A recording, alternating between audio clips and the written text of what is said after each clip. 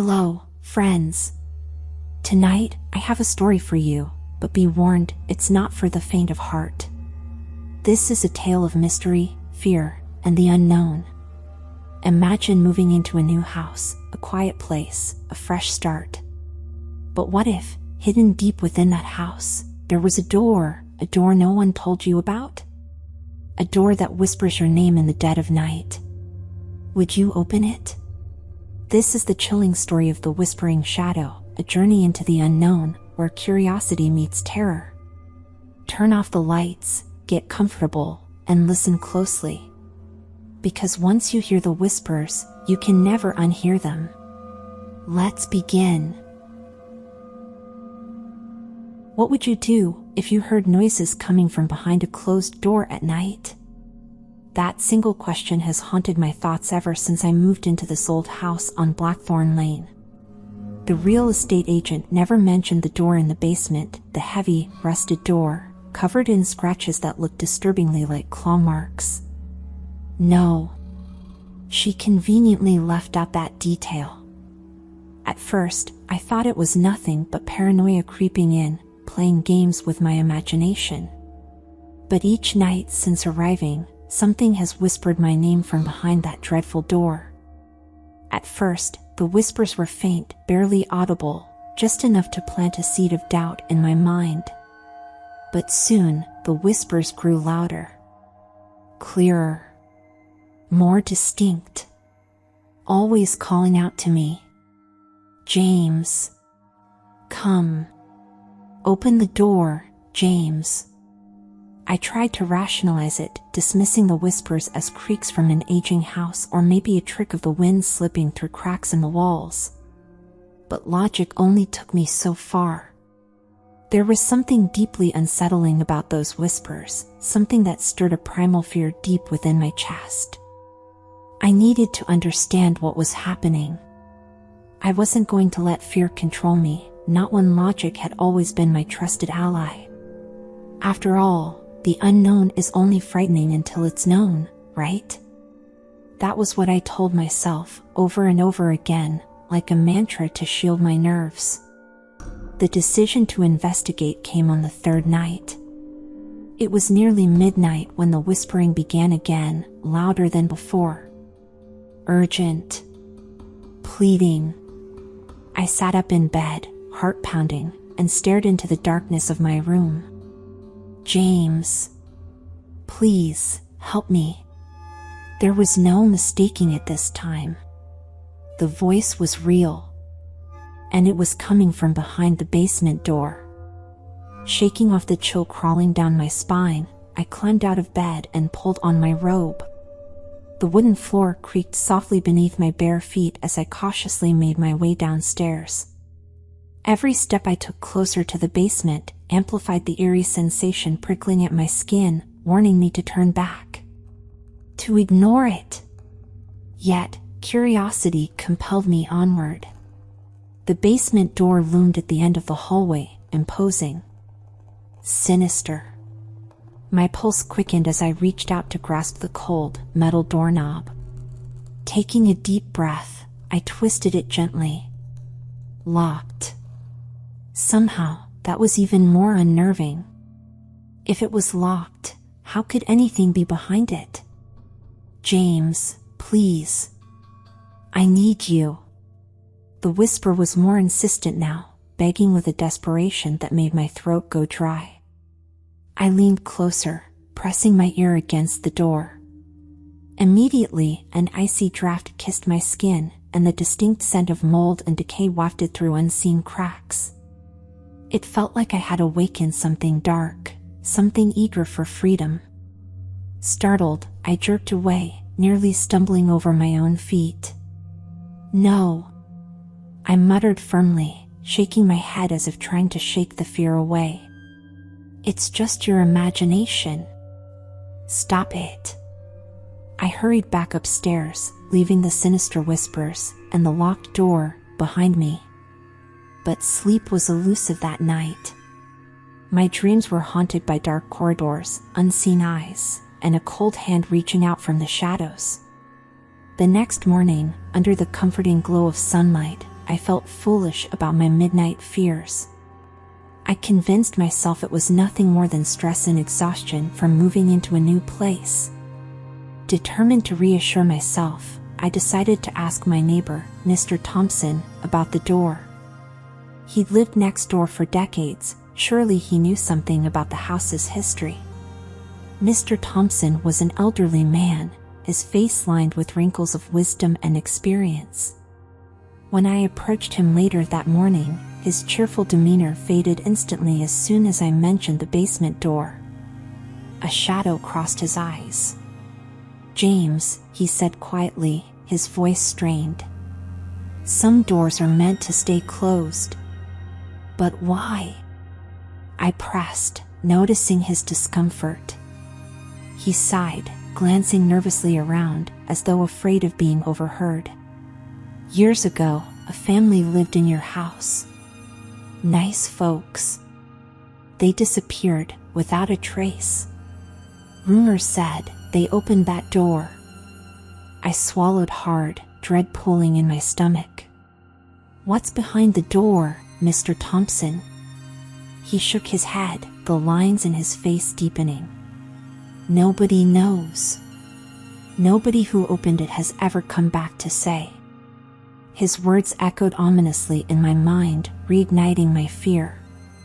I thanked him and quickly walked back home, trying to shake off the growing anxiety clawing at me. But instead of finding relief, Mr. Thompson's words had only deepened the mystery. As evening approached again, the apprehension returned. I found myself pacing the house, constantly glancing toward the hallway that led to the basement door. I couldn't stop thinking about the family that vanished. What could possibly be down there? Suddenly, the power flickered and went out. Darkness. My breathing quickened. The temperature in the room dropped noticeably. My breath, now visible in small, panicked clouds.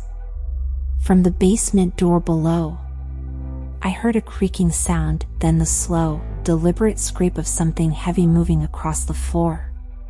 Fear gripped my chest, tight. I strained my ears, desperately hoping I'd imagined it. But the sound continued, heavy, dragging footsteps, followed by a low, guttural whisper. Like something ancient had awakened. "James, you must open the door." I stood frozen, paralyzed by terror, listening helplessly as whatever lurked behind the door moved closer. The whispers grew louder, hungrier. Whatever was behind that door was awake now, and it wanted out. Darkness swallowed the house. The air grew thick, heavy, suffocating. I stood frozen in place, my pulse hammering in my ears. The basement door sat at the end of the hallway, barely visible in the blackness, but I knew it was there, waiting. Then, another sound. A knock. Soft at first.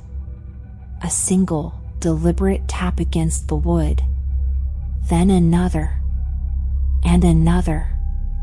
Each knock grew louder. Sharper. Urgent. I couldn't move. I couldn't breathe. "James." The whisper slithered through the air, curling around me like cold fingers. My knees threatened to buckle. My mind screamed at me to run. To get out. To leave that door alone. But I couldn't. Instead, I reached for my phone, my fingers trembling as I fumbled for the flashlight. The moment I switched it on, bang! The basement door shook violently. I stumbled back, nearly dropping my phone. The light flickered as I aimed it toward the hallway, my breath coming in shallow, panicked gasps. The door stood perfectly still now, as if nothing had happened. No, that wasn't possible. I heard it. I felt it. Then, creak. The sound of a latch slowly sliding open. I didn't wait. I bolted for the front door, yanking it open and sprinting outside. The cold night air burned my lungs, but I didn't care. I ran. I ran until I reached the safety of my car, hands shaking as I fumbled with the keys. I sat there for what felt like an eternity, staring at the house. The windows were dark, silent, still. Had I imagined it? No. I knew what I heard. The whispers, the knocking, the door moving. But if the door was locked, who or what was opening it from the other side? I didn't go back inside that night. I couldn't. Instead, I drove to a motel on the other side of town, locked the door behind me, and left every single light on. But sleep didn't come easy. Every time I closed my eyes, I heard it. James. A whisper. Soft. Teasing. Too close. I jolted awake, heart racing. I was alone. I had left the house behind. Hadn't I? I checked my phone, 3:12 a.m. The screen's dim glow cast eerie shadows across the room. Then I saw it. A new notification. My stomach dropped. My fingers hesitated before tapping the screen. It was from my home security app. Motion detected, basement. No. No. No. No. My hands trembled as I opened the camera feed. The screen flickered to life.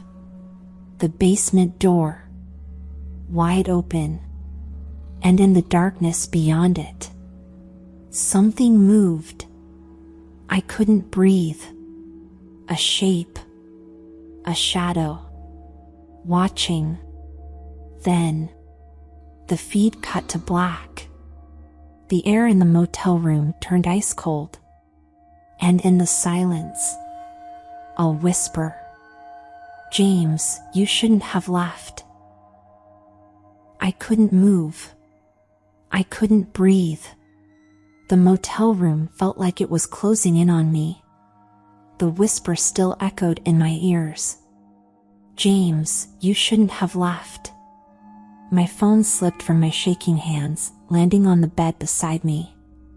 My pulse thundered against my ribs, my breath coming in short, sharp gasps. No. This wasn't real. It couldn't be. I wasn't in that house anymore. I had left. I had left. But then, why was it following me? I forced myself to move, scrambling off the bed and flipping every single light switch in the room. The brightness did little to calm me. My body trembled with an unbearable sense of dread, an instinctive fear I couldn't shake. I grabbed my phone again. The security app was still open.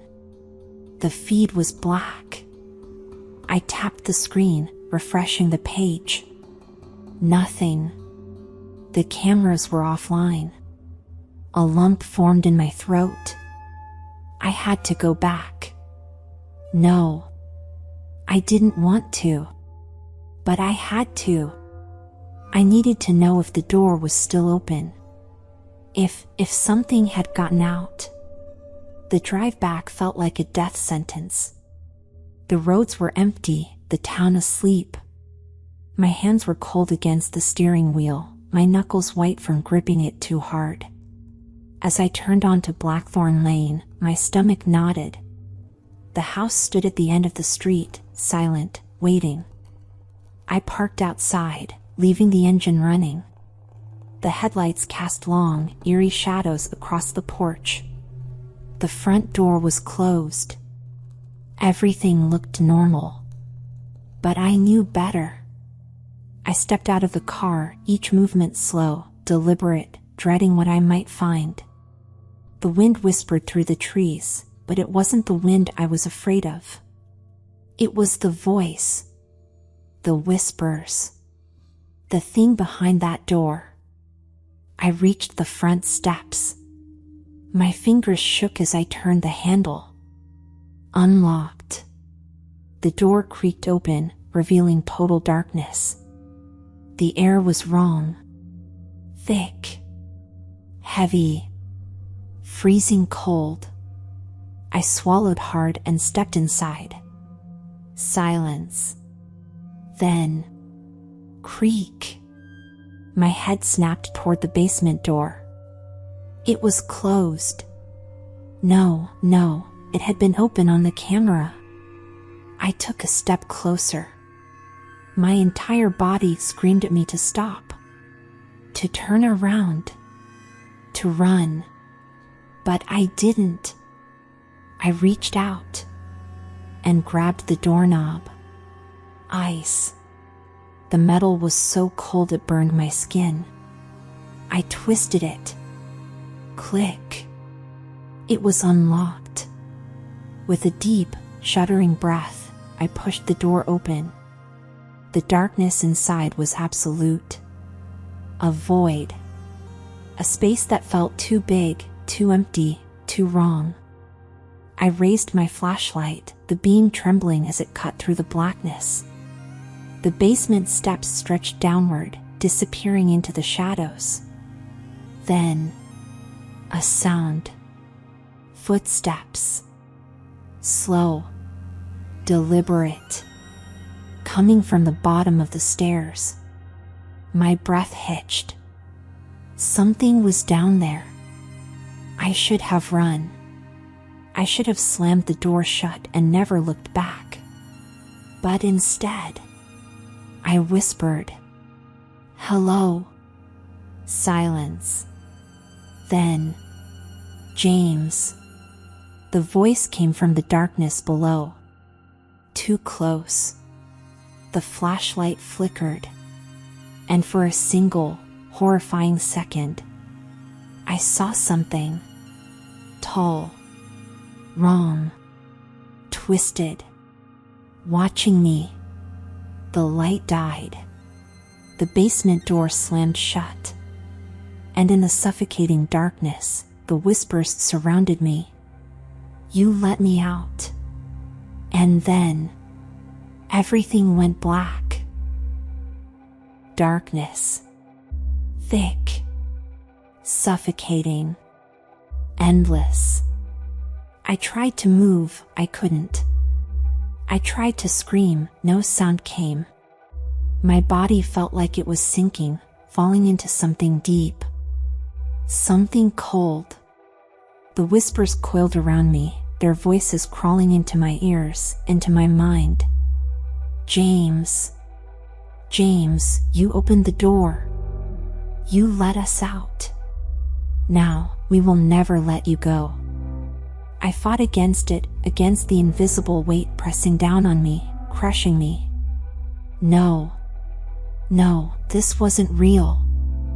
I squeezed my eyes shut, forcing myself to breathe, to think. Then, a sound. A low, dragging scrape. Something was moving.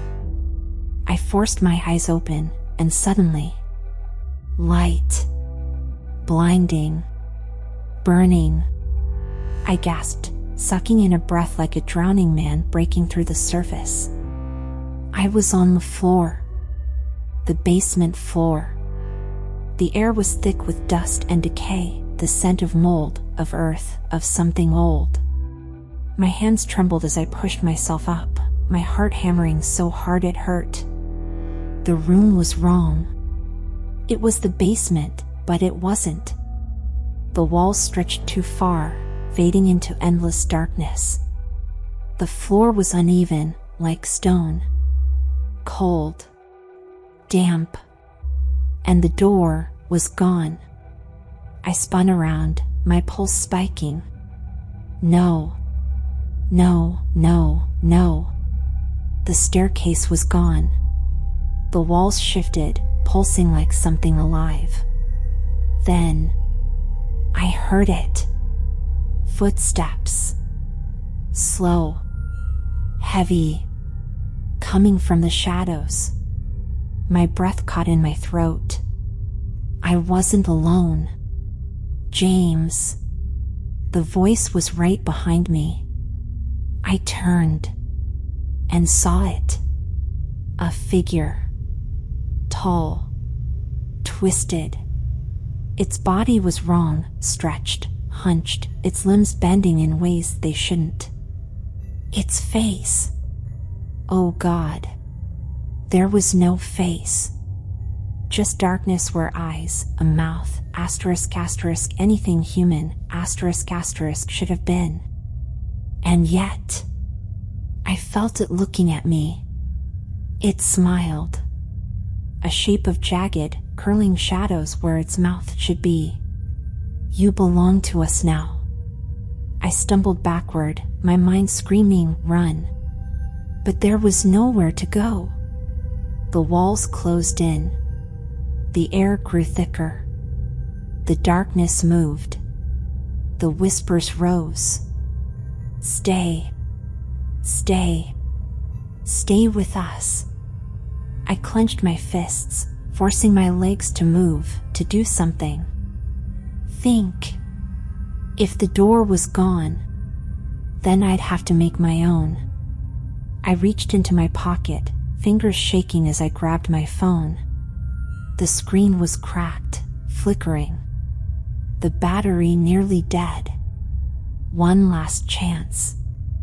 I turned on the flashlight and shined it directly at the thing. It shrieked. A horrible, ear-splitting wail, like 1,000 voices crying out at once. The shadows twisted, recoiling from the light, writhing like wounded animals. I didn't wait. I ran. Through the shifting darkness, through the maze of shadows that tried to pull me back. My lungs burned. My body ached. And then, a door. A single, wooden door, standing in the middle of nothing. It wasn't there before, but I didn't care. I grabbed the handle and yanked it open. Light exploded around me. And then, silence. I gasped, blinking, coughing. I was back. Lying on the floor of my basement. The real basement. The door in front of me. Closed. The whispers were gone.